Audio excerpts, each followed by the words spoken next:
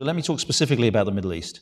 The president has worked hard to put together a coalition so far in terms of military action, only Arab states, but working very hard to get NATO allies and others to join in this fight against this really hideous sort of stuff that we've seen in the last couple of months. Prime Minister David Cameron just announced today that he'll hold a vote in Parliament on Friday to authorise British participation in airstrikes. The French have said they will too. What's Canada's role in this? It's a global threat. You're a member of this alliance. You, as you say, the closest ally of the United States. What can you do to help in this struggle? Well, first of all, let me just say I think the actions undertaken by the president and our other friends are welcome. I do not believe that we can watch a terrorist caliphate, essentially what has become a quasi-state, establish a regime of mayhem over an entire region. It is obviously essential, and this is, I think, the ultimate purpose of everything that's being done in Iraq and Syria. It's obviously essential that, while terrorists and terrorist organizations may continue to exist, that they not have visible and open bases of operations from which to conduct either regional or eventually global attacks. So I think the action is certainly warranted, and we're strongly supportive of it. In fact, Canada, we've actually had people present in this for several weeks now. We've had air transport bringing logistical supplies, particularly to north of Iraq. I believe we actually have moved even more supplies than the United States Air Force has moved at the present time. And in terms of forces that are advising and assisting Iraqi forces, we have the second largest force on the ground today after the United States. And obviously, we'll be having some debates in our cabinet and parliament about what additional steps we may be willing to take. But I think this is a very important objective that the president has undertaken. Would you rule out a direct military contribution to any effort? No, I haven't ruled out. We haven't ruled out anything. Say we need to have some additional debate within our government before we reach a final decision.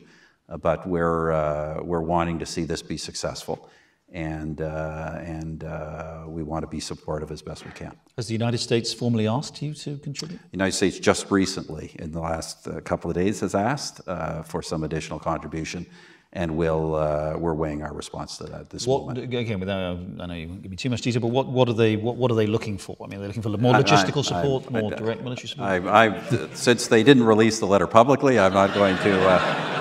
I'm not going to do that. I'll just say the government of Canada will make a decision on that very, very shortly.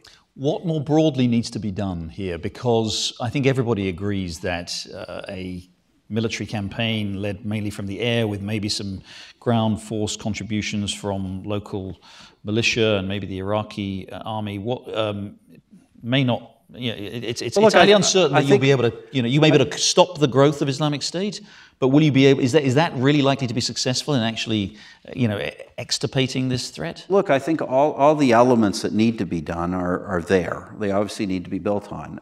As I say, we do need to make sure, first and foremost, the terror entities cannot operate in the open and openly on bases. We need to push them to the fringes and make their basic organization and logistical existence very difficult on an ongoing basis. A lot of that can be done from the air.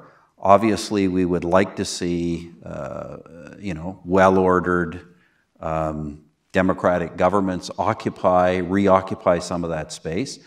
The president is right in acknowledging that not all of that can be done from afar. A lot of that has to be done by governments in the region, the Iraqi government and the Syrian government in a different way. They have to become more broad and more inclusive of the populations and get their confidence back.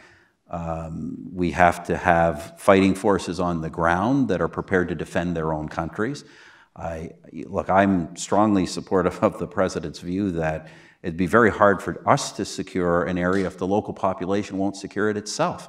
So you have to create the conditions where they're willing to do that. And as I say, we're seeing that happen increasingly in Iraq. So there's a lot of other things we have to do. We have to be obviously concerned about foreign fighters. We're going to have a session at the United Nations very shortly on that particular issue. We have to do more on the humanitarian side.